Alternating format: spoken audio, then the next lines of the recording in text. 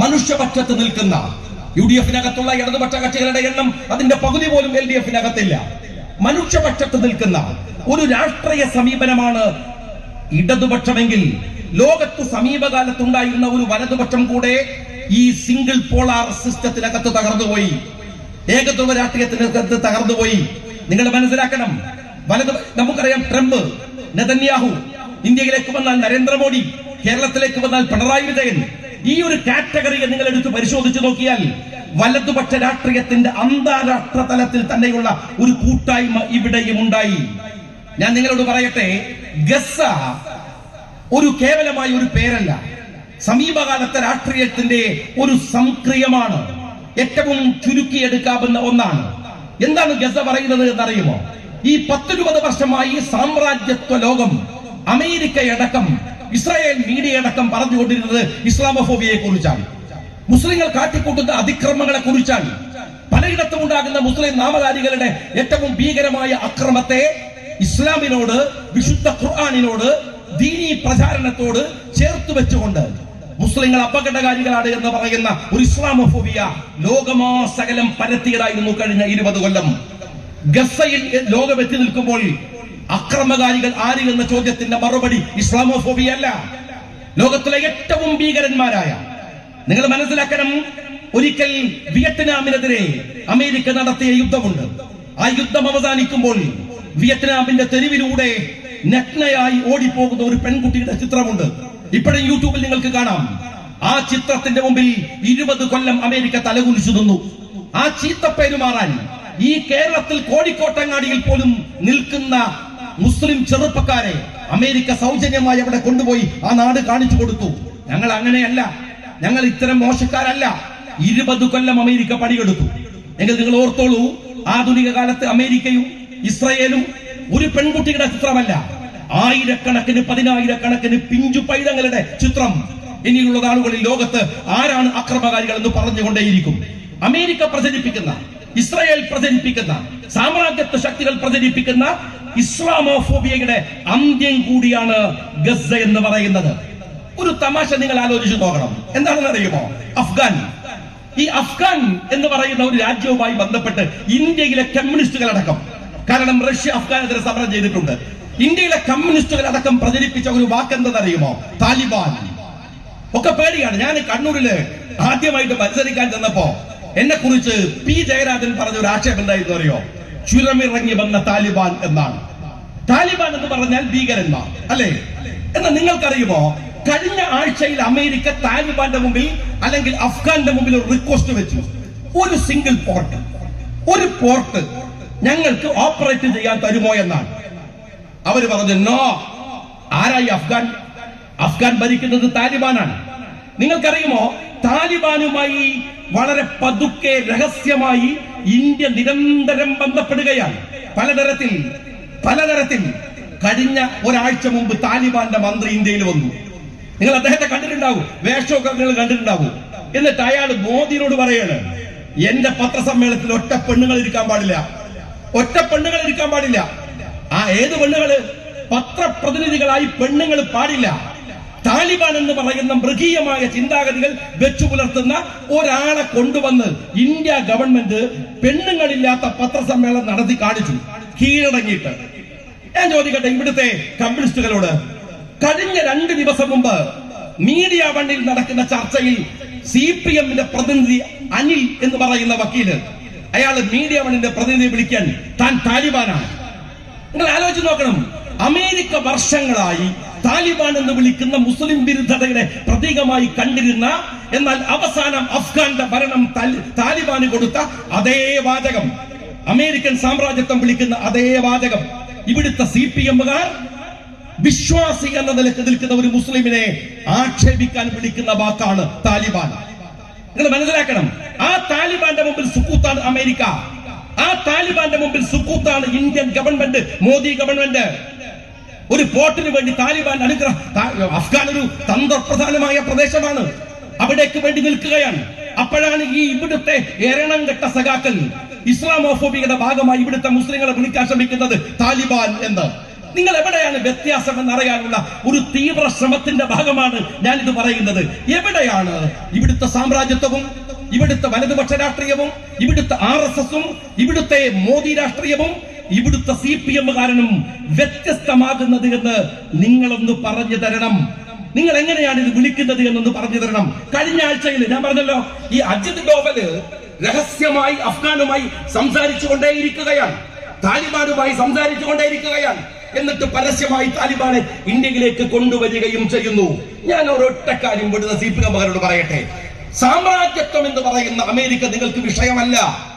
സാമ്രാജ്യത്വ ശക്തിയായി ചൈന എന്ന കമ്മ്യൂണിസം ഈ അതിശക്തമായ സമ്പദ് വ്യവസ്ഥയുടെ മുമ്പിലേക്ക് വരുമ്പോൾ സ്വാതന്ത്ര്യം പോലും ഇല്ലാത്ത വിധം മീഡിയക്ക്, മനുഷ്യർക്ക്, മതപ്രവർത്തനങ്ങൾക്ക്, സാംസ്കാരിക അവകാശങ്ങൾക്ക് ഒരു സ്വാധീനവുമില്ലാത്ത ഇടമായി കമ്മ്യൂണിസത്തിന്റെ ചൈന മാറുമ്പോൾ നിങ്ങൾക്ക് സാമ്രാജ്യത്വം ഇല്ലാതെയായി. അമേരിക്ക നിങ്ങളുടെ തോഴന്മാരായി എന്ന് മാത്രമല്ല, അവരുയർത്തുന്ന അതേ മുദ്രാവാക്യം മോദിയുടെ ഏറ്റവും അടുത്ത സുഹൃത്ത് അയാൾ അല്ലെന്ന് പറഞ്ഞാലും മോദി പറയുന്നത് മൈ ഫ്രണ്ട് എന്ന് തന്നെയാണ്. ആരെക്കുറിച്ച്? ട്രംപിനെ കുറിച്ച്. ആ മോദി ഇന്ത്യയിൽ കൊണ്ടുവന്ന പരിഷ്കാരങ്ങൾ എങ്ങനെയാണോ മോദി ട്രംപിനെ ഫോളോ ചെയ്യുന്നത്, ആ മോദി ഇന്ത്യയിൽ കൊണ്ടുവന്ന പരിഷ്കാരങ്ങൾ, നോട്ട് നിരോധനം വിട്ടേക്ക്, അതിൽ പ്രത്യേകിച്ച് റോൾ എടുക്കാൻ ഒരു സ്റ്റേറ്റിനില്ല, അതുകൊണ്ട് CPM-ന് റോളില്ല. എന്നാൽ മോദി കൊണ്ടുവന്ന പരിഷ്കാരങ്ങൾ, പെട്രോൾ ഉൽപ്പന്നങ്ങളുടെ വില വർധനവ് നിങ്ങൾ പരിശോധിക്കുക. ലോകത്ത് മുഴുവൻ ക്രൂഡ് ഓയിലിന്റെ വില കുറഞ്ഞപ്പോഴും, ഏറ്റവും വലിയ നിരക്ക് വില കുറഞ്ഞപ്പോഴും ഇന്ത്യയിൽ പെട്രോളിയം ഉൽപ്പന്നങ്ങളുടെ വില കുറഞ്ഞില്ല. അതിങ്ങനെ കയറിക്കൊണ്ടേയിരുന്നു.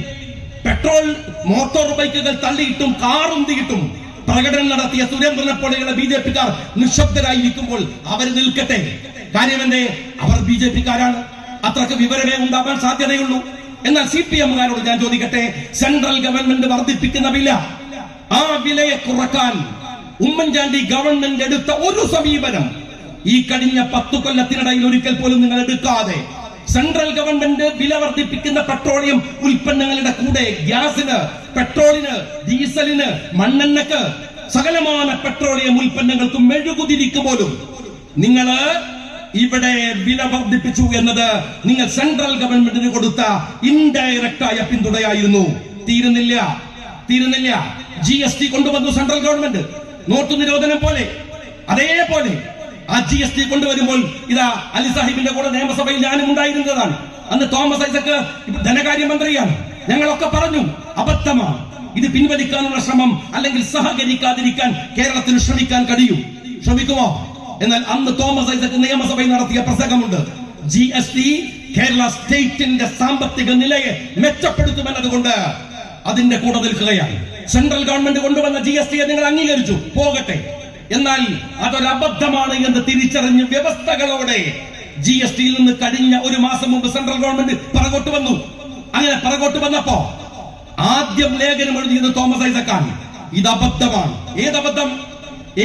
പുഴക്കാട്ടേരിയിലെ ഒരു സാധാരണക്കാരന് പീടികയിൽ പോയി സാധനം വാങ്ങുമ്പോൾ അവനുണ്ടാകുന്ന വിലക്കുറവ് അവന് കിട്ടരുത്, ജനത്തെ പിടിയണം എന്ന സെൻട്രൽ ഗവൺമെന്റിന്റെ അജണ്ടയെ, GST പിൻവലിച്ച മോദി സർക്കാരിന്റെ നടപടിയെ, ജനോപകാരപ്രദമായ നടപടിയെ അംഗീകരിക്കാൻ തയ്യാറാവാതെ സെൻട്രൽ ഗവൺമെന്റിന് ഓശാന പാടിയത് ഇതേ തോമസ് ഐസക്കാണ്. ഞാൻ ചോദിക്കുന്നത് CPM-നോട്, സെൻട്രൽ ഗവൺമെന്റ് കേരളത്തിന്റെ പൊതുരാഷ്ട്രീയ താല്പര്യങ്ങളുടെ മറുഭാഗത്ത് നിൽക്കുന്ന ഒരു ഐഡിയോളജിയാണ്. പൊതുരാഷ്ട്രീയ താല്പര്യങ്ങളുടെ അങ്ങനെ മറുഭാഗത്ത് നിൽക്കുന്ന ഒരു ഐഡിയോളജിയെ നിങ്ങൾ എങ്ങനെയാണ്, ഏത് അർത്ഥത്തിലാണ് നിങ്ങൾ അവരെ നിരാകരിച്ചത്? ഏത് പോളിസിയിലാണ്? ഇപ്പോ അവസാനം PM ശ്രീ പദ്ധതി കൂടെ വരുമ്പോൾ, ആ പദ്ധതിക്ക് നിങ്ങൾ പിന്തുണ കൊടുക്കുമ്പോൾ നിങ്ങൾ മനസ്സിലാക്കേണ്ടത് കേവലമായ ഒരു PM ശ്രീ ഇന്നലെ വന്നതല്ല. അത് യാദൃശ്ചികതയല്ല. വളരെ പതുക്കെ ഇടതുപക്ഷം എന്ന് പറയുന്ന അതിന് നേതൃത്വം കൊടുക്കുന്ന CPM പതുക്കെ ചുകപ്പിങ്ങനെ മാഞ്ഞു കാവ്യാവുന്നതിന്റെ ഏറ്റവും അവസാനത്തെ തെളിവ് മാത്രമാണ് PM ശ്രീ എന്ന് പറയുന്നത്. അതിനപ്പുറമല്ല. ഇതൊരു യാദൃശ്ചികതയല്ല, ഇതൊരു സ്വാഭാവികതയാണ്. കാലക്രമേണ മാറി.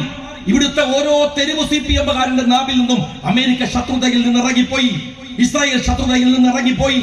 ലോകത്ത് മുഴുവൻ നടക്കുന്ന രാഷ്ട്രീയങ്ങൾ അവർക്ക് വിഷയമല്ല. അവർക്ക് ഒരൊറ്റ പ്രശ്നമേ ഉള്ളൂ. ആ പ്രശ്നങ്ങൾ കേരളം ഭരിക്കുന്ന CPM എന്നതാണ്. പിണറായി വിജയന് ഒരു വലിയ വിശേഷണങ്ങളാൽ സമ്പുഷ്ടനായ ഒരാളാണ്. അയാളുടെ ഒരു വിശേഷണം എന്താണ്? ഇന്ത്യയിൽ നിലവിലുള്ള ഏക CPM-ന്റെ മുഖ്യമന്ത്രി അയാൾ മാത്രമാണ്. ഒന്ന്. രണ്ടാമത്തെ വിശേഷണം എന്താണ്? കുറച്ചുകൂടെ കഴിഞ്ഞാൽ ഇന്ത്യയിലെ അവസാനത്തെ CPM-ന്റെ മുഖ്യമന്ത്രി എന്ന പദവിയും ലഭിക്കാൻ പോകുന്ന മഹാന്റെ പേര് പിണറായി വിജയൻ എന്നാണ്. മൂന്നാമത്തെ പ്രത്യേകത എന്താണ്? കേരളത്തിലെ 12 മുഖ്യമന്ത്രിമാരിൽ 2 മക്കൾക്കും ED നോട്ടീസ് കിട്ടിയ ഏക മുഖ്യമന്ത്രിയും കേരളത്തിൽ പിണറായി വിജയൻ എന്നതാണ്. നിരവധി വിശേഷണങ്ങൾ കൊണ്ട് പേരു ചാർത്തപ്പെട്ട ഈ ഞാൻ പറഞ്ഞു, ഈ ഒരു തിരുട്ടു കുടുംബത്തിന്റെ നാഥനെ രക്ഷപ്പെടുത്താൻ വേണ്ടി എടുക്കുന്ന ശ്രമമാണ് CPM നിങ്ങൾക്ക് നഷ്ടപ്പെട്ടുകൊണ്ടിരിക്കുന്നത്. നേരത്തെ അലിക്ക പറഞ്ഞു ഷാജിക്ക് വിയോജിപ്പെട്ടെങ്കിലും എനിക്ക് വിയോജിപ്പുകളൊന്നുമില്ല. CPM-ന് കേരളത്തിൽ ഒരു സ്പേസ് ഉണ്ട്. അത് CPM-ന്റെ സ്പേസ് അല്ല, ഇടതുപക്ഷത്തിന്റെ സ്പേസ് ആണ്.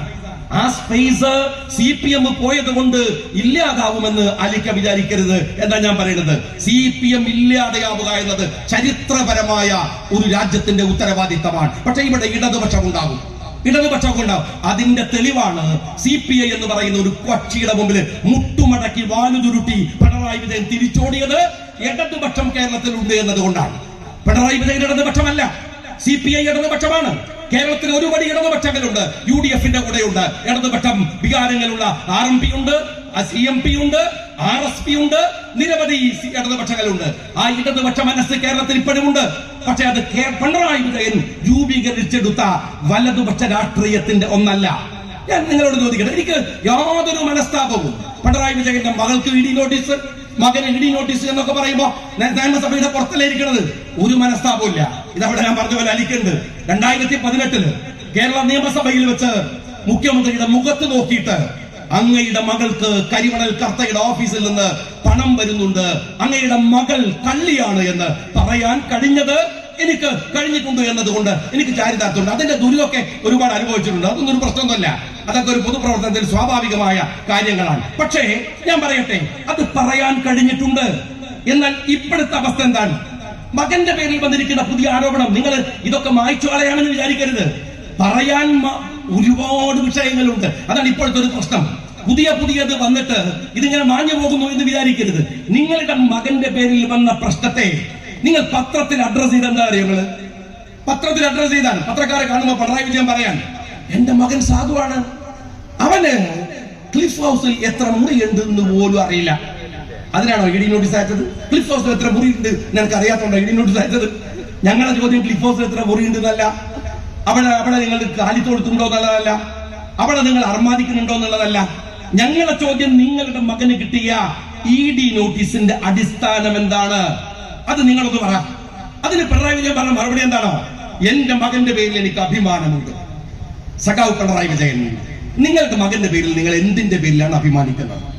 ഇതാ ഈ തെരുവില്, ഈ പെരിന്തൽമണ്ണയുടെ ഈ മങ്കടയുടെ തെരുവുകളിൽ അടിയും കുത്തും ചവിട്ടൊക്കെ ഏറ്റുവാങ്ങി സഖാക്കൾ ഇങ്ങനെ തെരുവിൽ മുദ്രാവാക്യം വിളിച്ച് കാലം കഴിക്കുമ്പോ എന്റെ മകൻ ലണ്ടനിലെ ബർമിംഗ്ഹാം യൂണിവേഴ്സിറ്റിയിൽ പഠിക്കുകയായിരുന്നു എന്നതുകൊണ്ടാണോ അങ്ങയുടെ മകനെ കുറിച്ച് അങ്ങേക്ക് വലിയ അഭിമാനമുള്ളത്?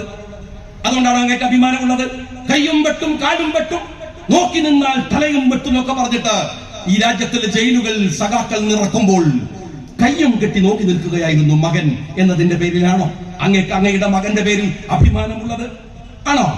കല്ലിലിടിച്ച് പൂക്കുല ചിതറുന്ന പോലെ ചിതറും തലയോട്ടി എന്ന് TP ചന്ദ്രശേഖരൻ കൊല്ലപ്പെടുന്നതിന് മുമ്പ് ആ മനുഷ്യനെ വോൺ ചെയ്തത് പിണറായി വിജയനാണ്. അങ്ങനെ പറയുമ്പോൾ പിണറായി വിജയന്റെ വാക്കുകൾ ഏറ്റെടുത്ത് TP ചന്ദ്രശേഖരനെ വെട്ടി കൊലപ്പെടുത്താൻ പോയ കൊലയാളികളുടെ കൂട്ടത്തിൽ എന്റെ മകൻ ഉണ്ടായിരുന്നില്ല, അവനൊരു പോയത്തക്കാരനല്ല എന്നതാണോ സഖാവ് പിണറായി വിജയൻ നിങ്ങൾക്ക് നിങ്ങളുടെ മകനെ കുറിച്ചുള്ള ഏറ്റവും വലിയ അഭിമാനം? അങ്ങനെയെങ്കിൽ അഭിമാനിക്കാൻ കൊള്ളാവുന്ന ഒരു മകൻ തന്നെയാണ്. അങ്ങയെ പോലെ തന്നെ നിൽക്കാൻ അറിയാവുന്ന മകനും മകളുമാണ്. ഞങ്ങൾ സമ്മതിച്ചു. ഒരു SFIയുടെ പ്രകടനത്തിന് പോയില്ല, തെരുവിന് മുദ്രാവാക്യം പിടിച്ച് സമയം കളഞ്ഞില്ല, ഒരു മോശത്തരത്തിന് നിന്നിട്ടില്ല. കക്കാന് അങ്ങ് നേതൃത്വം കൊടുത്തപ്പോൾ അങ്ങയുടെ കൂടെ ആത്മാർത്ഥമായി കക്കാനുള്ള പണി അവരും ചെയ്തു എന്നല്ലാതെ വേറെ ഒരു പണിയും ചെയ്യാതെ അങ്ങയുടെ അരുമ മകൻ എന്നതിന് ഒരു കോംപ്രമൈസും ഇല്ല. ഉഷാറാണ്, ഞങ്ങൾ അംഗീകരിക്കുന്നു, ഞങ്ങൾക്ക് പ്രശ്നമില്ല. പക്ഷെ ഞാൻ അങ്ങയോട് ചോദിക്കട്ടെ, അങ്ങേക്ക് മാത്രമേ മക്കളുള്ളൂ? ഉമ്മൻചാണ്ടിക്ക് മക്കൾ ഉണ്ടായിരുന്നില്ലേ? ആ മനുഷ്യനെ നിങ്ങൾ എന്തെല്ലാം വൃത്തികേടുകൾ പറഞ്ഞിട്ടാണ് ആക്ഷേപിച്ചത്? ആ മക്കൾ കാണുന്ന ടെലിവിഷൻ വാർത്തകളിൽ നിങ്ങൾ പറഞ്ഞ വാക്കെന്താണ്? ഓർമ്മയുണ്ടോ? സഖാവ് പിണറായി വിജയന് ഓർമ്മയുണ്ടോ? സരിതയെ ഉപയോഗിച്ച് തെരുവുകളിൽ നിങ്ങൾ ആ മനുഷ്യനെ ആക്ഷേപിക്കുമ്പോ അങ്ങേക്ക് മാത്രമല്ല മക്കൾ എന്ന് നിങ്ങൾ ആലോചിച്ചിരുന്നോ? ഏതെങ്കിലും ഒരു സമയത്ത് നിങ്ങൾ പിറകിൽ നിന്ന് വെടിവെച്ച് കൊന്ന 8 നക്സലൈറ്റുകളില്ലേ? അങ്ങയെപ്പോലെ ചുവന്ന കൊടി പിടിച്ച, അങ്ങ് വിശ്വസിക്കുന്ന മാക്സിലും എംഗൽസിലും വിശ്വസിക്കുന്ന, ഒരുപക്ഷെ അങ്ങയുടെ അഭിപ്രായത്തോട് ചേർന്ന് നിന്നിട്ടുണ്ടാവില്ല. എത്ര കമ്മ്യൂണിസ്റ്റുകൾ ലോകത്തുണ്ട്? എത്ര കമ്മ്യൂണിസ്റ്റുകൾ ലോകത്തുണ്ട്? പ്രിയപ്പെട്ട അഭിജിത്ത് ഇങ്ങോട്ട് വരുന്നുണ്ട്. എത്ര കമ്മ്യൂണിസ്റ്റുകൾ ലോകത്തുണ്ട്?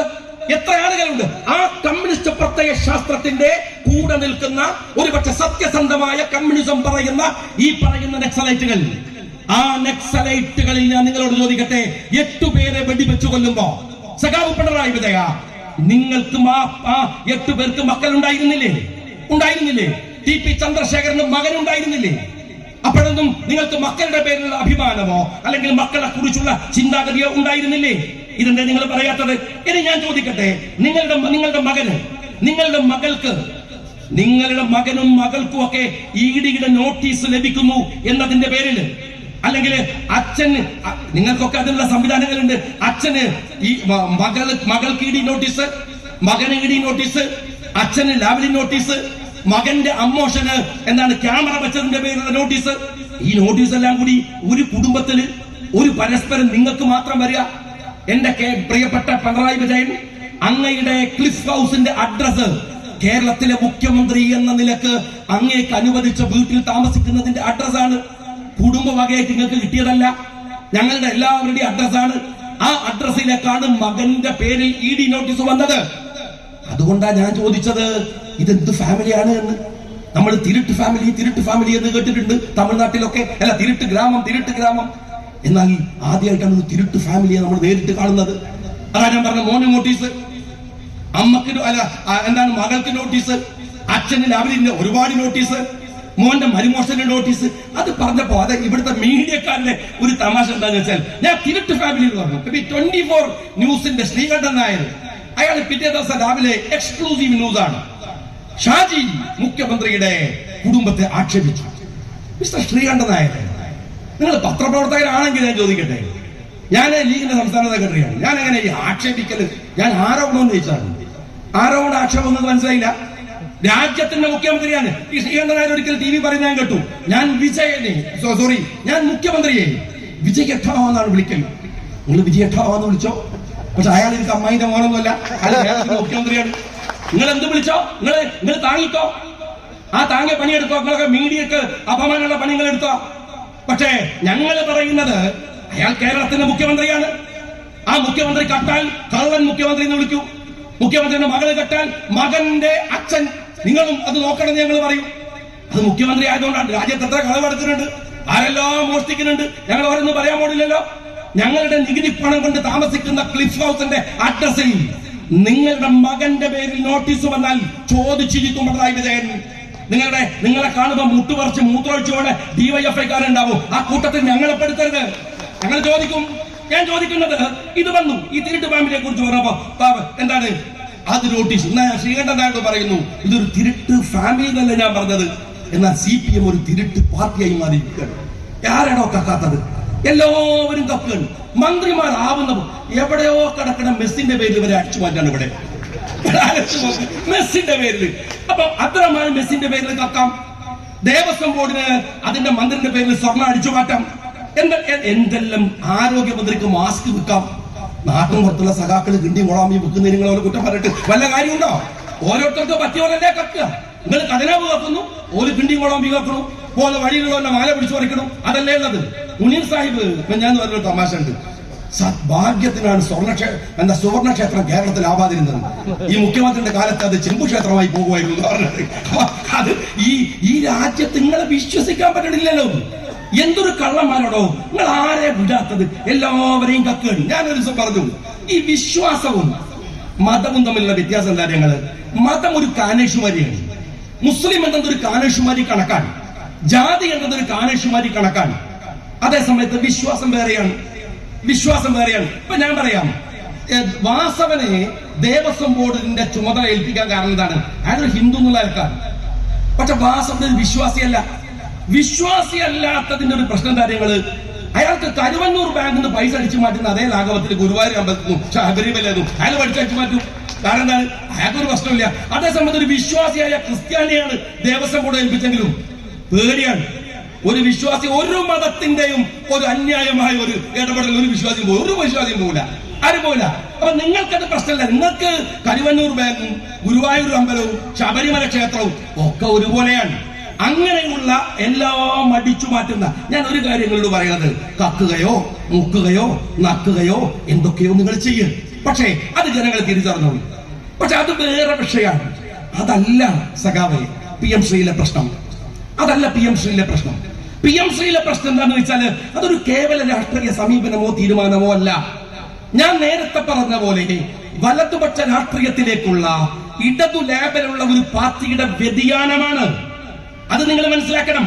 ആ വ്യതിയാനം വെറുപ്പിന്റെ പ്രത്യയ ശാസ്ത്രത്തെ നിങ്ങൾ സിലബസ് ആക്കുകയാണ്. പാഠപുസ്തകങ്ങളിൽ നിന്ന് ഗാന്ധിജിയും നെഹ്റുവും അബുൽ കലാം ആസാദും ഇറങ്ങുകയാണ്.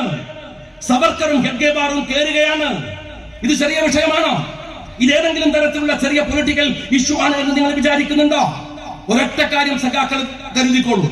ഇന്ന് ആ പാർട്ടി വിട്ട് തിരിച്ചു വന്ന എന്റെ സഹോദരന്മാരില്ലേ, അവർ രക്ഷപ്പെട്ടു. അല്ലാത്തവരോട് ഞാൻ പറയുന്നു, തലമുറകളെ പഴപ്പിച്ച പാപികളെന്ന് CPM-ന് വേണ്ടി മുദ്രാവാക്യം വിളിക്കുന്നവരെ നാളെ ചരിത്രം എഴുതും. തലമുറകളെ പഴപ്പിക്കുന്ന ഒരു മഹാദ്രോഹത്തിനാണ് 1300 കോടി കിട്ടുമെന്ന് പറഞ്ഞാൽ ഒപ്പിട്ടതെന്ന് ആളെ തെറ്റിദ്ധരിപ്പിക്കുന്ന CPM-കാരോട് ഞാൻ ചോദിക്കട്ടെ. കേരളത്തിന്റെ വാർഷിക ബജറ്റ് എന്ന് പറയുന്നത് 1.25 ലക്ഷം കോടി രൂപയാണ്. 1.25 ലക്ഷം കോടി രൂപയാണ് ഏറ്റവും ചെറിയ വാർഷിക ബജറ്റ്. 1.25 ലക്ഷം കോടി രൂപ വാർഷിക ബജറ്റുള്ള ഒരു സ്റ്റേറ്റ് 1300 കോടി രൂപക്ക് ആ സ്റ്റേറ്റിന്റെ അന്തസ്സും അഭിമാനവും പണയപ്പെടുത്തി എന്ന് പറയുന്നത് ഞങ്ങൾ വിശ്വസിക്കണോ? ഞാൻ ചോദിക്കട്ടെ തോമസ് ഐസക്കിനോട്. തോമസ് ഐസക് എന്താ പറഞ്ഞത്? ഞങ്ങൾ ഇവിടെ PMശ്രീ കൊണ്ടുവന്നാലും ഞങ്ങൾ NEP നടപ്പിലാക്കില്ല. തോമസ് ഐസക് ആരെ വിഡ്ഢിയാക്കുന്നത്? ഇന്ന് അന്തവും കുന്തവും ഇല്ലാത്ത CPM-കാരെ ആവാം, പക്ഷെ പൊതുസമൂഹത്തെ പറ്റുമോ? ഞാൻ തോമസ് ഐസക്കിനോട് ചോദിക്കട്ടെ, PMശ്രീയുടെ കരിക്കുലം എന്താണ്? ഒന്ന് പറഞ്ഞേ. PMശ്രീയുടെ കരിക്കുലം എന്താണ്? അത് NEP ആണ്, നാഷണൽ എഡ്യൂക്കേഷൻ പോളിസിയാണ്. അതിന്റെ പൈലറ്റ് പ്രോജക്ട് എന്ന് പറയുന്നത് NEP ആണ്. NEP മാറ്റാൻ കഴിയുമോ? അതിന്റെ കരിക്കുലം NEP അല്ലേ? അങ്ങനെയല്ലേ? ഇനി ഞാൻ ചോദിക്കുന്നത്, 2020 NEP വന്നു. NEP വരുമ്പോൾ മാർക്സിസ്റ്റ് പാർട്ടിയുടെ പോളിറ്റ് ബ്യൂറോ പ്രമേയം എന്താണെന്ന് അറിയുമോ? Brahmanical education. നിങ്ങൾ ഓർത്തു വെച്ചോളൂ, CPM-ന്റെ പോളിറ്റ് ബ്യൂറോ സ്റ്റേറ്റ്മെന്റ് ആണ്. നിങ്ങൾ സെർച്ച് ചെയ്താൽ കിട്ടും നിങ്ങൾക്ക് ഗൂഗിളില്. എന്താ പറഞ്ഞത്? ബ്രാഹ്മണിക്കൽ പൊളിറ്റിക്സ്, ബ്രാഹ്മണിക്കൽ എഡ്യൂക്കേഷൻ ഇന്ത്യയിൽ തിരിച്ചു കൊണ്ടുവരുന്നതിന്റെ പ്രാഥമികമായ ഉത്തരവാദിത്തം നിർവഹിക്കാനാണ് NEP ശ്രമിക്കുന്നത്. രാജ്യത്തിന് ഇത് അപകടമാണെന്ന് പറഞ്ഞത് CM ആണ്, മുഖ്യമന്ത്രിയാണ്. പക്ഷേ ശിവൻകുട്ടിക്ക് വസ്തുത പറയേണ്ടി വന്നു. ശിവൻകുട്ടിക്ക് പോഴത്തം കൂടുതലാണെങ്കിലും വിവരക്കുറവ് അതിനേക്കാൾ കൂടുതലായത് കൊണ്ട് അയാൾ പറഞ്ഞു NEP മാറി എന്നല്ല. NEP മാറിയതല്ല. രസകരമായ പത്രസമ്മേളനം ഞാൻ പിന്നെയും ഇട്ട് കണ്ടു. എന്താ പറയുന്നത് അറിയോ? NEP മാറി എന്നല്ല. എന്താ പറയുന്നത്? എന്റെ അഭിപ്രായം മാറി. NEP-യിലെ ഒരു വരി മാറിയിട്ടില്ല. NEP-യുടെ ബേസിക് പോളിസി മാറിയിട്ടില്ല. അയാൾ പറയുന്നത് ഞാൻ നിലപാട് മാറ്റി. എന്താ നിലപാട് മാറ്റിയത്? ഞാൻ BJP-യുടെ നിലപാടിന്റെ കൂടെ നിൽക്കുന്നു, അതല്ലേ? അതുകൊണ്ടല്ലേ പ്രിയപ്പെട്ട ശിവൻകുട്ടി അങ്ങയെ അഭിനന്ദിക്കാൻ SFI-ക്കാർ വന്നില്ല, AISF വന്നില്ല, KSU-ഉം MSF-ഉം വന്നില്ല, ABVP-ക്കാർ വന്നത് എന്താ കാര്യം? നിങ്ങൾ അഭിപ്രായം മാറ്റി, അഭിപ്രായം BJP-ക്ക് അനുകൂലമാക്കി. അത് മാത്രമല്ല, ശിവൻകുട്ടി വേറെ ഒരു സത്യം കൂടെ പറഞ്ഞു. അത് ദേശാഭിമാനിയുടെ തലക്കെട്ടായിട്ട് വന്നു. അദ്ദേഹം പറഞ്ഞെന്താണ്? PMശ്രീയിൽ ഒപ്പിട്ടത് കുട്ടികളുടെ ഭാവിക്ക് വേണ്ടി. സത്യമാണ്. കുട്ടികൾ വെച്ചാൽ നമ്മളിലേക്ക് നമ്മളെ മക്കളതല്ല, പിണറായി വിജയന്റെ കുട്ടികൾക്ക് വേണ്ടിയാണ്. പിണറായി വിജയന്റെ കുട്ടികള് കേസ് പെടാതിരിക്കാൻ ഇതല്ലാതെ ഓപ്ഷൻ ഉണ്ടായിരുന്നില്ല, വേറെ മാർഗം ഉണ്ടായിരുന്നില്ല. അതുകൊണ്ട് പിണറായി വിജയന്റെ കുട്ടികൾക്ക് വേണ്ടി എന്ന് ശിവൻകുട്ടി ഉദ്ദേശിച്ചത് ഇനി നിങ്ങൾ കുട്ടികൾക്ക് വേണ്ടി ആവട്ടെ, അല്ലെങ്കിൽ കേരളത്തിന് വേണ്ടി ആവട്ടെ. ഒരൊറ്റ കാര്യം ആത്മബോധമുള്ള CPM-കാരോട് ഞാൻ ചോദിക്കട്ടെ, തെരുവിൽ നിന്ന് സത്യസന്ധമായി ഇപ്പോഴും കമ്മ്യൂണിസ്റ്റ് പാർട്ടിയെ വിലയിരുത്തുന്ന ഒരു സഖാവിനോട് ഞാൻ ചോദിക്കട്ടെ, എന്തിനാണ് ജ്യോതി ബസുവിന്റെ കൈവെള്ളയിൽ വരുമായിരുന്ന പ്രൈം മിനിസ്റ്റർ പദം നിങ്ങൾ വേണ്ടെന്ന് വെച്ചത്? അന്ന് നിങ്ങൾക്ക് നിലപാടുണ്ടായിരുന്നു, അന്ന് നിങ്ങൾക്ക് ആർജവമുണ്ടായിരുന്നു. ജ്യോതി ബസു എന്നത് CPM-ന്റെ നേതാവാണ്. സത്യത്തിൽ CPM ഏകദേശം ഒരു ലീഗിന് സമാനമായ പാർട്ടിയാണ്. 1-2 സ്റ്റേറ്റുകളിൽ മാത്രം സ്വാധീനമുള്ള. ഞങ്ങൾ പറയും ഞങ്ങളാണ് വലുതെന്ന്, ഓരും പറയും ഓരാ വലുതെന്ന്. ഏകദേശം ഒരുപോലെയാണ്. നമുക്കറിയാം, MP-മാരുടെ ഒക്കെ എണ്ണെടുത്തൊക്കെ അറിയാം. അത്രേ ഉള്ളൂ. ലീഗിനൊക്കെ അത്ര ഉള്ള ഒരു പാർട്ടിയാണ്. ഇങ്ങനെയുള്ള ഒരു പാർട്ടിക്ക് ഞങ്ങൾ ഇപ്പോഴും അഭിമാനത്തോടെ പറയുന്ന ഒരു കാര്യമുണ്ട്. എന്താണെന്നറിയോ? ഞങ്ങൾ UPA ഗവൺമെന്റിനകത്ത് അഹമ്മദ് സാഹിബ് ഞങ്ങളുടെ വിദേശകാര്യമന്ത്രിയായിരുന്നു. അദ്ദേഹം ഫലസ്തീന്റെ അംബാസിഡർ വന്നപ്പോൾ പറഞ്ഞു, ഞങ്ങളുടെ യാസർ അറഫാത്തിന്റെ ഫ്രണ്ടായിരുന്നു നിങ്ങളുടെ ഈ അഹമ്മദ് എന്ന്. ഞങ്ങൾക്ക് മരിക്കുന്നത് വരെ മുസ്ലിം ലീഗ് സിന്ദാബാദ് എന്ന് വിളിച്ചതിന് അവരൊറ്റ വാക്ക് മതിയാവുന്നു. ഞാൻ ചോദിക്കുന്ന CPM-കാരാ, നിങ്ങളുടെ ഹൃദയത്തിനകത്ത് അഭിമാനത്തോടെ ഏത് സമയവും പറയാൻ കഴിയുന്ന ഒന്നായിരുന്നില്ലേ ഇന്ത്യയുടെ പ്രധാനമന്ത്രി പദം? ചെറിയ കാര്യമാണോ? ഒരു സമയം ആ ജ്യോതി ബസുവിന് പ്രധാനമന്ത്രി പദം കൈവെള്ളയിൽ കൊടുക്കുമെന്ന് പറഞ്ഞപ്പോ എന്താ CPM പറഞ്ഞെന്നറിയോ? ഇല്ല, ഞങ്ങൾ വരില്ല. കാരണം ജ്യോതി ബസുവിന് ആഗ്രഹമുണ്ടായിരുന്നു. പൊളിറ്റ് ബ്യൂറോ പറഞ്ഞു അത് ബൂർഷ്വാ ഭരണ നിലപാടുകളെ പിന്തുണക്കേണ്ടി വരും, അതുകൊണ്ട് ഞങ്ങൾ നിൽക്കുന്നില്ല. ബൂർഷ്വാ നിലപാടുകൾ സ്വീകരിക്കേണ്ടി വരുമെന്ന ഒറ്റ കാരണത്തിന്റെ പേരിൽ കൈവെള്ളയിൽ വന്ന പ്രധാനമന്ത്രി പദത്തെ തട്ടിയെറിഞ്ഞു മാറ്റിയവരാണ് CPM. ആ CPM ആണ് സ്വന്തം മകനെയും മകൾക്കും വേണ്ടിയിട്ട് ഈ പറയുന്ന ഫാക്സിസത്തിന്റെ അടുക്കളയിൽ കൊണ്ടുപോയി ആ പാർട്ടിയെ പിണറായി വിജയൻ എന്ന ഒരൊറ്റ മനുഷ്യൻ, ഒരച്ഛൻ പണയപ്പെടുത്തി വെച്ചത് എന്ന് CPM ഓർക്കാം. ഇന്ത്യയിൽ ഒരു പ്രയോഗമുണ്ട്, 1ാം മോദി ഗവൺമെന്റ്, 2ാം മോദി ഗവൺമെന്റ്. എന്നാൽ അതൊരു ഫാഷിസ്റ്റ് പ്രയോഗമാണ്. കേരളത്തിലോ 1ാം പിണറായി ഗവൺമെന്റ്, 2ാം പിണറായി ഗവൺമെന്റ്. നിങ്ങൾ ഇപ്പോൾ കൊടുക്കുന്ന പരസ്യം 3ാം പിണറായി ഗവൺമെന്റാണ്. എന്താണോ 1ാം കമ്മ്യൂണിസ്റ്റ് ഗവൺമെന്റ് എന്ന് പറയാൻ വയ്യാത്തത്? എന്താ 2ാം കമ്മ്യൂണിസ്റ്റ് ഗവൺമെന്റ് എന്ന് പറയാൻ വയ്യാത്തത്? എന്താ നിങ്ങൾക്ക് അത് പറയാൻ കഴിയാത്തത്? ഉത്തരം MV ഗോവിന്ദൻ എന്ന പോയത്തക്കാരന്റെ മറുപടിയുണ്ട്.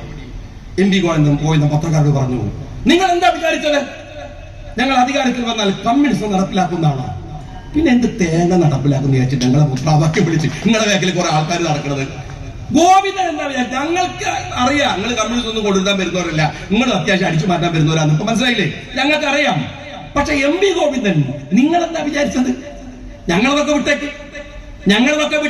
നിങ്ങൾ അതിനല്ല വന്നതെന്ന് മനസ്സിലായിട്ടാണല്ലോ ഞങ്ങളിപ്പോ സേൽമക്കരി കുത്തുന്നത്. നിങ്ങൾ ആ വന്നതിനല്ലാന്ന് മനസ്സിലായിട്ടല്ലേ?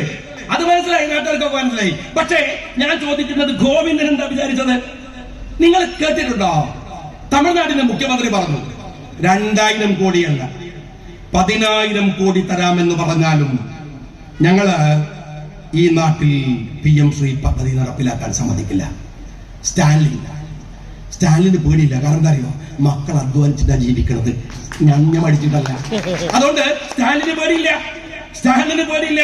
നിങ്ങളറിയോ, ബംഗാളില് മമതാ ബാനർജി പറഞ്ഞു പ്രയാസമുണ്ട്, സാമ്പത്തിക ബുദ്ധിമുട്ടുകളുണ്ട്, പക്ഷേ ജീവൻ പോയാലും പിച്ചപ്പാള എടുക്കേണ്ടി വന്നാലും നാഗ്പൂർ പദ്ധതി പശ്ചിമ ബംഗാളിൽ നടപ്പിലാക്കില്ല. സഖാക്കളെ, ആ മമതാ ബാനർജിയുടെ ഒരു തലമുടിയുടെ ബലെങ്കിലും ഈ ഇരട്ടച്ചക്കന്റെ പുറത്തുണ്ടോ എന്നൊന്ന് തപ്പിപ്പോക്ക്, ഒന്ന് പരിശോധിച്ച് നോക്ക്. അവരുടെ തലമുടിയുടെ ബലമുണ്ടോ നിങ്ങളുടെ ഈ ഇരട്ടച്ചങ്ങന്? ഇനി ഞാനൊരു കാര്യം കൂടി ചോദിക്കട്ടെ. വേറെ നിങ്ങൾ കേട്ടിട്ടുണ്ട് ഒരു സ്റ്റേറ്റ്മെന്റ്, ഇനി NEP-യും അംഗീകരിക്കും, SIR-ഉം അംഗീകരിക്കും, ഹെഗ്ഡേവാറിനെ കുറിച്ച് പഠിപ്പിക്കും, സവർക്കറെ കുറിച്ച് പഠിപ്പിക്കും, ഗാന്ധിജിയെയും നെഹ്റുവിനെയും മറക്കും, പൗരത്വ രജിസ്റ്റർ വരും. ആരുടെ സ്റ്റേറ്റ്മെന്റ് ആണെന്നറിയോ? K. സുരേന്ദ്രന്റെ സ്റ്റേറ്റ്മെന്റാണ്. CPM ഭരിക്കുന്ന കേരളത്തിലെ K. സുരേന്ദ്രന്റെ ആത്മവിശ്വാസം തുളമ്പുന്ന വാക്കാണ്. ഇതൊന്ന് വായിച്ചു നോക്കുന്നത്. തട്ടമുട്ട പെൺകുട്ടിയെ ചേർത്ത് പിടിച്ച് ഫോട്ടോഷൂട്ട് നടത്തുന്ന എന്താണ് ശിവൻകുട്ടിയെ കാണുമ്പോ തരളിതമായി പോകുന്ന കുറച്ച് ആൾക്കാരില്ലേ? എന്നാ ഒന്ന് സൂക്ഷിച്ചു നോക്ക്. ആ തട്ടത്തിന്റെ മറയത്ത് കാവി പുതച്ചിരിക്കുന്ന CPM-ന്റെ ഭീകരത നിങ്ങൾക്ക് കാണാൻ പറ്റും. ഒന്ന് സൂക്ഷിച്ചു നോക്കിയാൽ മതി. ആ തട്ടത്തിന്റെ മറയത്ത് CPM-ന്റെ ഭീകരതയുണ്ട്. എനിക്ക് രസം തോന്നിയ സ്റ്റേറ്റ്മെന്റ് ഇവരതാണ്, ASFകാരൻ പറഞ്ഞു, ഇനി ദയവ് ചെയ്ത് SFIക്കാർ മുണ്ടുടുത്ത് സമരത്തിന് വരരുത്. എന്താ കാര്യം അറിയോ? മടക്കി കുത്തിയാൽ നിങ്ങളുടെ കാക്കിക്കളസ ഈ രാജ്യം കാണും എന്ന് പറഞ്ഞത് AISF ആണ്. ഞാൻ ചോദിക്കട്ടെ, എന്തൊരു ദുരന്തമാണല്ലോ നിങ്ങൾ, എന്ത് പാർട്ടിയാണ്, എന്ത് ഗവൺമെന്റാണ്? ആ മെസ്സിന്റെ പേരൊക്കെ പറഞ്ഞിട്ട് ഞാൻ അബ്ദുറഹ്മാനോട് ചോദിക്കുകയാണ്. അബ്ദുറഹ്മാനോടായി ചോദിച്ചതിന് പത്രക്കാരോട് അബ്ദുറഹ്മാൻ ചൂടാകാണ്, കാണിച്ചു തരാന്നാണ്. ഇയാളൊരു ദിവസം എന്നോട് പറയാണ്, എന്നെ വെല്ലുവിളിക്കാൻ, ഷാഫിയുടെ വീട്ടിൽ കയറും. ഞാൻ പറഞ്ഞു, മരയ്ക്ക് വന്നാൽ വീട്ടിൽ ആർക്കും കയറാം. അബ്ദുറഹ്മാന്റെ മുടയായിട്ട് വന്നാലേ 2 കാലിൽ അവിടുന്ന് ഇറങ്ങി നടക്കാൻ പറ്റില്ല എന്ന് ഞാൻ അന്ന് അബ്ദുറഹ്മാനോട് പറഞ്ഞു. ഒരു മന്ത്രി പറയാണ്, വെറുതെ ഭീഷണിപ്പെടുത്തുകയാണ്. അതുപോലെ പത്രക്കാർ ചോദിക്കുന്നത് ന്യായമല്ലേ അബ്ദുറഹ്മാനെ? നിങ്ങൾ ഈ മെസ്സിനെ കൊണ്ടുവരാൻ ആരെ ഏൽപ്പിച്ചത്? ആ കൊള്ളക്കാരനെ. ഒരു മരക്കച്ചവടക്കാരെന്ന് പറഞ്ഞു ഇവിടെ എത്ര ആൾക്കാരുണ്ട്. ഒരു മരമുറിക്കാരൻ, അയാള് സ്റ്റേഡിയം ഏറ്റെടുത്ത ഉടനെ തന്നെ ആ സ്റ്റേഡിയത്തിലുള്ള മരമൊക്കെ മുറിച്ചാണ്. ഇയാൾ മരയുടെ കണ്ടാലും മുറിക്കും. ഇയാളുടെ ആരുടെ ഒരു മരം? ഈ രാജ്യത്തിന്റെ തന്നെ ആ സ്റ്റേഡിയം, ഈ നാട്ടിന്റെ പൈസ അല്ലടോ. ഈ രാജ്യം കള്ളന്മാരെയാണ് അത്രമാരെ ഏൽപ്പിക്കല്.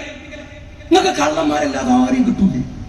ഇതെന്ത് പാർട്ടിയാണോ? നിങ്ങൾക്ക് പറ്റിയ കള്ളന്മാർ മാത്രം വെച്ചിട്ടാ ഒരു മെസ്സിയെ കൊണ്ടുവരാൻ ഒരു കാട്ടു കള്ളനെ ഏൽപ്പിക്കുക. എന്നിട്ട് അയാൾ പറയണം മെസ്സിക്ക് ക്ഷീണമാകും, കേരളത്തിൽ വരാത്തേനെ പറയും. ഒരു മയത്ത് പറയണം. അർജന്റീന ഖേദിക്കുമല്ലോ, എന്തിന് കേരളത്തിൽ വരാൻ പറ്റാത്തതിന്? ഈ കള്ളന്റെ ആതിഥേയത്വം വഹിച്ച് വന്നാൽ അവർക്ക് ക്ഷീണാവുന്നെങ്കിൽ ഇയാൾ മനസ്സിലാക്കണ്ടേ?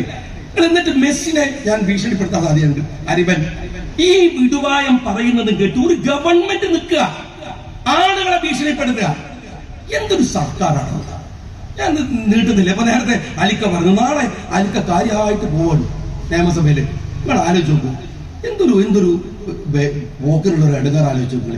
എന്തെങ്കിലും കാര്യമുണ്ട്? നവംബർ 1-ാം തീയതി കേരളം അതിദാരിദ്ര്യമില്ലാത്ത ആദ്യത്തെ സംസ്ഥാനമാകാൻ പോകുന്നത്.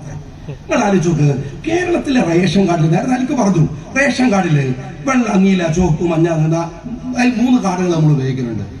അതില് നമ്മുടെ നാട്ടില് മഞ്ഞക്കാർഡ് ഉപയോഗിക്കുന്ന ആളുകള് അവര് എന്താ AAY പദ്ധതി പ്രകാരമുള്ള അതിദരിദ്രന്മാര്, അവരുടെ അവസ്ഥകൾ പരിശോധിച്ച് നോക്ക്. BJP സർക്കാർ അധികാരത്തിൽ വന്നതിന് ശേഷം നിങ്ങൾക്കറിയുമോ, ഇവിടുത്തെ എല്ലാ സെൻസസുകളെയും കുക്ക് ചെയ്തെടുക്കുകയാണ്. സെൻസസുകളെ കുക്ക് ചെയ്തെടുക്കുക. എന്നിട്ടോ ആ സെൻസസിനെതിരായി വന്ന എല്ലാ ഗവൺമെന്റേതര അന്താരാഷ്ട്ര ഏജൻസികളുടെ പഠനവും അനുസരിച്ച് പറയുന്നത്, കഴിഞ്ഞ 15 വർഷത്തിനിടയിൽ ഇന്ത്യയിൽ ലോകത്തിലെ ഏറ്റവും വലിയ അതിസമ്പന്നന്മാരുണ്ടായത് ഇന്ത്യയിലാണ്.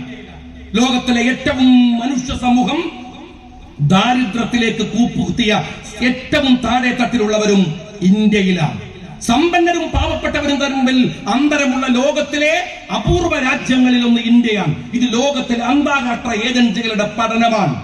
എന്നാൽ അലിക്ക നേരത്തെ പറഞ്ഞ പോലെ നീതി ആയോഗിന്റെ കണക്കനുസരിച്ച് ഇവര് പറയുന്ന ഈ പഠനം എന്ന് പറയുന്നില്ലേ, ഇത് ഞാൻ നേരത്തെ പറഞ്ഞതാണ്. സെൻട്രൽ ഗവൺമെന്റിനെ മനസ്സാ വാച പിന്തുണക്കുക, അതന്നെയാണ്. മോദിയുടെ ഗവൺമെന്റ് ആണ്, മോദിയുടെ സെൻസസ് ഗ്രൂപ്പാണ്. നിങ്ങൾ മനസ്സിലാക്കണം, നാഷണൽ സ്റ്റാറ്റിസ്റ്റിക്കൽ ഇൻസ്റ്റിറ്റ്യൂട്ട് ഡയറക്ടർ എന്തിനാണ് ഇന്ത്യയിൽ രാജിവെച്ചത്? ഒന്ന് പറഞ്ഞേ ഇവിടുത്തെ CPM അന്ന് നിങ്ങൾ ദേശാഭിമാനി ആഘോഷിച്ചിരുന്നോ? നാഷണൽ സ്റ്റാറ്റിസ്റ്റിക്കൽ ഇൻസ്റ്റിറ്റ്യൂട്ടിന്റെ ഡയറക്ടർ രാജിവെച്ചത് ഇവർക്ക് വേണ്ടി സെൻസസ് ഉണ്ടാക്കി കൊടുക്കാൻ എനിക്ക് പറ്റില്ല എന്ന് പറഞ്ഞാൽ നാഷണൽ ഫാമിലി ഹെൽത്ത് സെൻസസിന്റെ ഡയറക്ടർ സ്ഥാനത്ത് നിന്ന്, അതിന്റെ തലപ്പത്ത് നിന്ന് മേധാവികളെ മാറ്റിയത് സർക്കാരിന് അനുകൂലമായ സെൻസസ് ഉണ്ടാക്കുന്നില്ല എന്ന് വെച്ചാൽ മോദി സർക്കാർ ഉണ്ടാക്കുന്ന കള്ള സെൻസസിന്റെ പേരിൽ ഈ കേരളത്തിൽ അതിദരിദ്രമില്ലാത്ത സ്റ്റേറ്റ് ആയി പ്രഖ്യാപിക്കുന്നു മോദിയുടെ അനുയായിയായ പിണറായി വിജയൻ.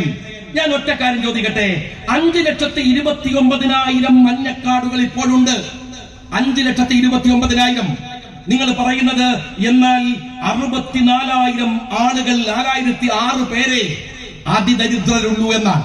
അങ്ങനെയെങ്കിൽ ഞാൻ ചോദിക്കുന്നത്, നാളെ മുതൽ ഈ മഞ്ഞക്കാർഡ് ഉണ്ടാകുമോ?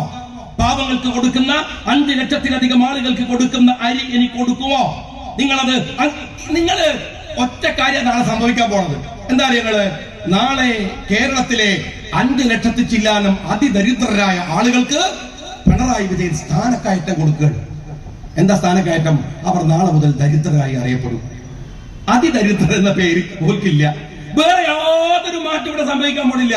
അവർക്ക് സ്ഥാനക്കയറ്റം കൊടുത്താൽ അന്ത്യോദയ, അന്നയോജന ഗുണഭോക്താക്കൾ ഇല്ലാതെയാകുമോ?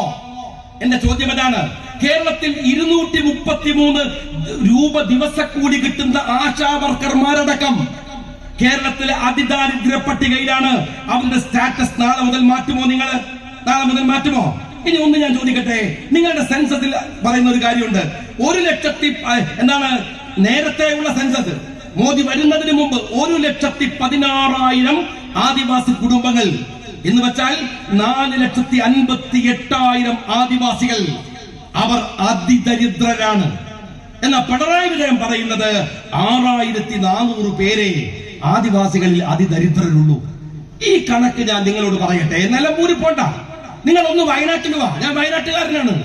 ഞാൻ ചോദിക്കട്ടെ, എവിടെയാണ് വയനാട്ടിൽ അതിദാരിദ്ര്യത്തിൽ നിന്ന് കയറിയ ആദിവാസികൾ ഉള്ളത്? നിങ്ങൾ അവിടുത്തെ അവസ്ഥ അറിയോ? അപ്പൊ എന്റെയൊക്കെ പഴയ തറവാട്ടില് ഏറ്റവും കൂടുതൽ വയൽപ്പണിക്ക് വന്നിരുന്ന അവിടുത്തെ ആദിവാസികൾ വയലില്ല, കൃഷിപ്പണിയില്ല, അവർക്ക് വേറെ ഒന്നും അറിയില്ല. എത്ര ആദിവാസികളാണ് വിദേശത്തുള്ളത്? ഇവിടെ ഈ സ്റ്റേജിലും സദസ്സിലൊക്കെ പ്രവാസികളുടെ കൂട്ടല്ലേ ഉള്ളത്? നിങ്ങൾക്കിടയിൽ എത്ര ആളുകളുണ്ട് വിദേശത്ത് ആദിവാസികൾ? ഒരുപാട് മുസ്ലിങ്ങളെ, ക്രിസ്ത്യാനികളെ, ഹിന്ദുക്കളെ നിങ്ങൾ കാണിച്ചു തരൂ. ദുബായിൽ എത്ര ആദിവാസികളാണ് പ്രവാസത്തിലുള്ളത്? അവർക്കൊന്നും അറിയില്ല. പാവങ്ങള്, സ്കൂളിന്റെ പടിപ്പടും ചവിട്ടാൻ കഴിയാത്ത എത്രയോ പാവങ്ങൾ. അവരെ നിങ്ങൾ വിഡ്ഢികളാക്കാണ്. നിങ്ങൾ മനസ്സിലാക്കണം. ഇനി ഒരു കാര്യം കൂടെ പിണറായി വിജയനോട് ഞാൻ ചോദിക്കട്ടെ, നിങ്ങൾ ഈ അതിദാരിദ്ര്യം ഇവിടെ ഇല്ലെങ്കിൽ മെഞ്ഞാണ്ട് എന്തിനാണ് മുഖ്യമന്ത്രി നിങ്ങൾ ഈ പെൻഷൻ പ്രഖ്യാപിച്ചത്? എന്തിനാ പ്രഖ്യാപിച്ചത്? നിങ്ങളുടെ ഫ്ലക്സ് കണ്ടല്ലോ ഇവിടെ വരുന്ന വഴിയിൽ. ആ ഫ്ലക്സിൽ പിണറായി വിജയന്റെ മുമ്പിൽ ഓച്ചാനിച്ചിരിക്കുന്ന ഒരു പാവം സ്ത്രീയെ കാണിക്കണില്ലേ? അതിദാരിദ്രയായ സ്ത്രീ. നിങ്ങളുടെ ഫ്ലക്സുകളിൽ അവരാണല്ലോ ഉള്ളത്. ഇനി പിന്നെ ഈ അതിദാരിദ്രരായ സമൂഹം ഇവിടെ ഇല്ല. പിന്നെ ഈ ഫ്ലക്സിലുള്ള ആൾക്കാരെ കർണാടകയിൽ കൊണ്ടുവന്ന് വെച്ചതാ? അവർ ഈ കേരളത്തിലുള്ളതല്ലേ? അവരിവിടെ ഉള്ളവരല്ലേ?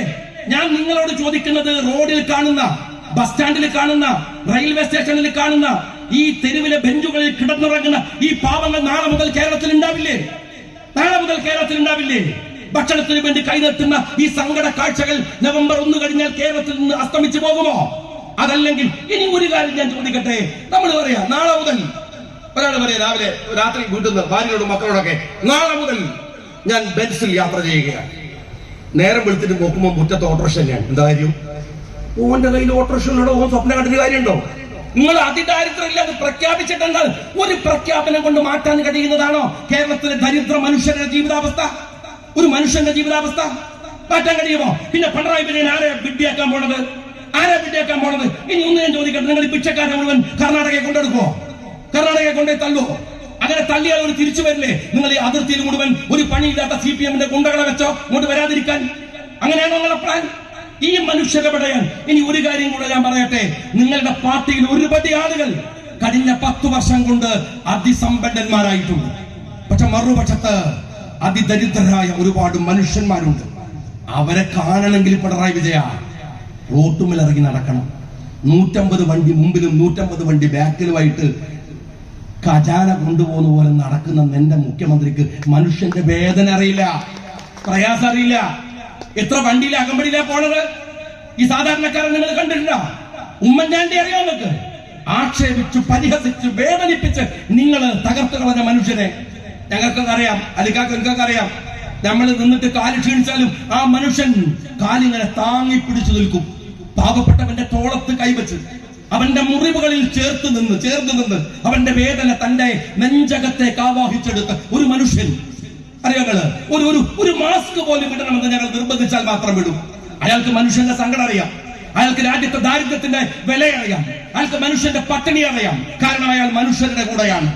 ഈ നാട്ടിലെ സമ്പന്നന്മാരുടെ കൂടെ അന്തി ഉറങ്ങുകയും അവർക്ക് മാത്രം വിരിച്ച കിടക്കയിൽ സൗകര്യങ്ങൾ ഒരുക്കി കൊടുക്കുകയും ചെയ്യുന്ന പിണറായി വിജയൻ എന്ന് പറയുന്ന ഈ പക്ക മൂലച്ചി മൂർച്ചക്ക് ആ ദാരിദ്ര്യം എന്താന്ന് പറഞ്ഞാൽ മനസ്സിലാകുമോ?